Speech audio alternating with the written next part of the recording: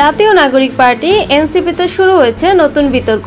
ক্যান্টনমেন্টে সেনাপ্রধানের সঙ্গে বৈঠক নিয়ে পরস্পর বিরোধী মন্তব্য দিয়েছেন দলের দুই সংগঠক সার্জিস আলম ও হাসনাত আব্দুল্লাহ। এই বিতর্ক আরো ঘনীভূত হয় রোববার 23 মার্চ যখন এনসিপির সিনিয়র যুগ্ম মুখ্য সমন্বয়ক আব্দুল হান্নান মাসুদ ফেসবুকে মন্তব্য করেন, দুইজনের একজন মিথ্যে বলছে, এটা চলতে পারে না।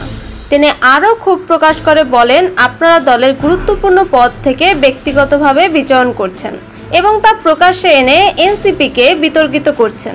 গত শুক্রবার 22 মার্চ হাসনাত আব্দুল্লাহ এক ফেসবুক পোস্টে দাবি করেন, 11 মার্চ ক্যান্টনমেন্টে এক বৈঠকে এনসিপির সঙ্গে আসন সমঝোতা এবং আওয়ামী লীগকে পুনর্বাসনের প্রস্তাব দেওয়া হয়।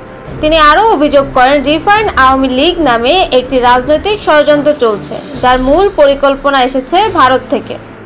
এই পোস্টের প্রতিক্রিয়ায় এনসিপির উত্তরাঞ্চলের মুখ্য সংগঠক সার্জিস আলম আরেকটি ফেসবুক পোস্ট দেন, যেখানে তিনি লিখেন, মানুষ হিসেবে যে কোনো ব্যক্তি বা ব্যক্তির বক্তব্যের ব্যাখ্যা এক একজন এক একভাবে করতে পারেন। হাসনাত সেদিন সেনাপ্রধানের বক্তব্যকে যেভাবে গ্রহণ করেছেন এবং ফেসবুকে লিখেছেন, আমার সঙ্গে তার কিছুটা মতপার্থক্য রয়েছে। এনসিপির ভেতরে এই টানাপোড়েন আরও স্পষ্ট হয় 23 মার্চ এক ইফতার মাহফিলে, যেখানে দলের মুখ্য সমন্বয়ক কড়া প্রতিক্রিয়া জানিয়েছেন। হাসনাত আব্দুল্লাহর বক্তব্য প্রকাশে আসা উচিত হয়নি, এটি শিষ্টাচার বর্জিত। এনসিপির এই অভ্যন্তরীণ বিরোধ এবং সামাজিক যোগাযোগ মাধ্যমে আলোচনা কেন্দ্রবিন্দুতে। বিশেষ করে সিনিয়র যুগ্ম মুখ্য সমন্বয়ক আব্দুল হান্নান মাসুদের প্রকাশ্য বক্তব্য দুজনের একজন মিথ্যে বলছে।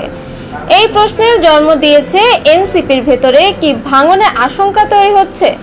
দলের গুরুত্বপূর্ণ ব্যক্তিত্বের এই পরস্পর বিরোধী বক্তব্য নিয়ে রাজনৈতিক মহলেও চলছে নানা গুঞ্জন। বিশেষজ্ঞদের মতে এই বিভক্তি দলটির ভবিষ্যৎ রাজনীতিতে বড় প্রভাব ফেলতে পারে। এখন দেখার বিষয় এনসিপির নেতৃত্ব এ নিয়ে কি সিদ্ধান্ত নেয় এবং দলের ঐক্য ধরে রাখতে তারা কি পদক্ষেপ নেয়।